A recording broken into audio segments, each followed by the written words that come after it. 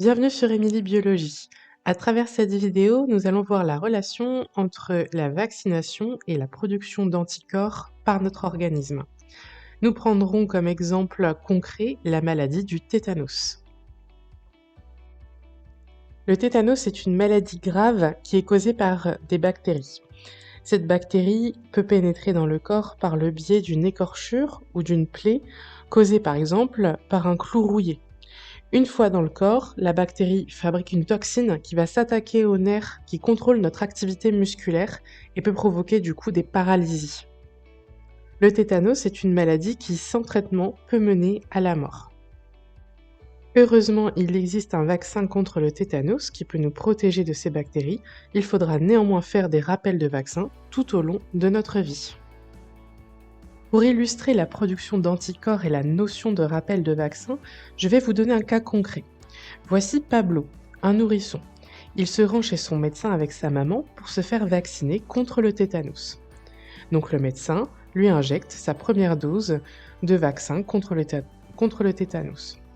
30 jours plus tard, il revient chez le médecin pour faire son premier rappel de vaccin.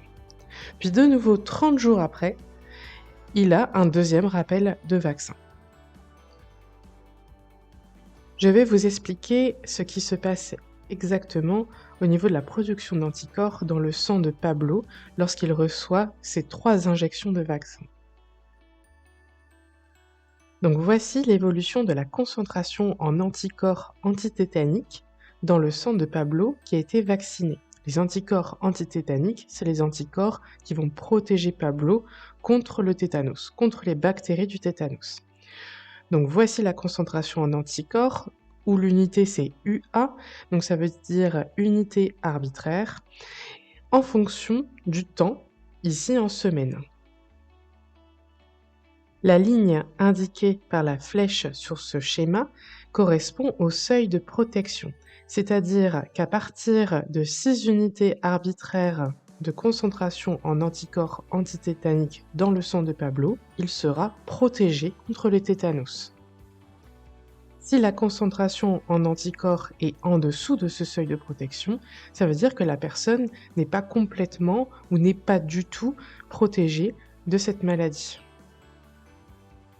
Globalement, si on regarde ce schéma, on remarque que plus on va faire une injection de ce vaccin, que ce soit la première injection ou ensuite un rappel, plus la concentration en anticorps contre le tétanos dans notre sang va augmenter.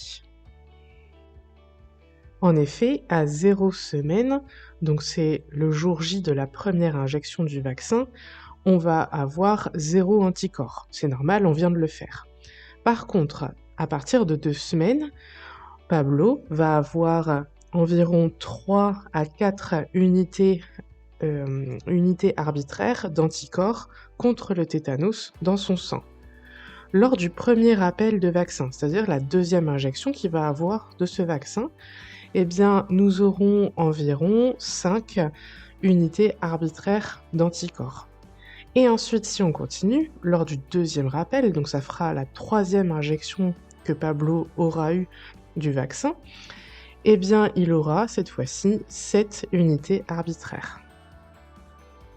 Le rappel de vaccin permet de stimuler la production d'anticorps contre le tétanos et donc de stimuler nos défenses immunitaires. Dans ce cas, Pablo sera protégé contre le tétanos lorsqu'il aura 6 unités arbitraires d'anticorps antitétaniques dans son sang.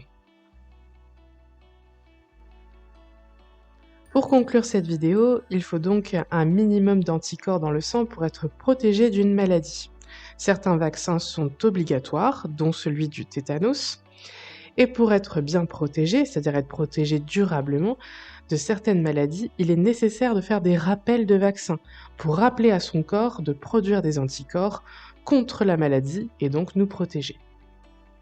Dans le cas du tétanos, la première injection se fait chez un bébé de 2 mois, puis ensuite 3 mois, 11 mois, puis c'était à 6 ans, 11 ans, 13 ans, puis ensuite à l'âge adulte à 25 ans, 45 ans, 65 ans, puis ensuite ça va être tous les 10 ans jusqu'à la mort. Donc les rappels de vaccins sont donc importants car l'efficacité d'un vaccin ne dure pas toute la vie. C'est la fin de cette vidéo, merci de m'avoir suivi. N'hésitez pas à vous abonner à la chaîne YouTube, également mon compte Instagram Emilie Biologie. Et petite nouveauté, je viens d'ouvrir ma boutique en ligne sur Etsy. Vous avez le lien sur la vidéo. À bientôt et n'hésitez pas à laisser un petit commentaire ou également un petit j'aime, ça fait plaisir. À bientôt!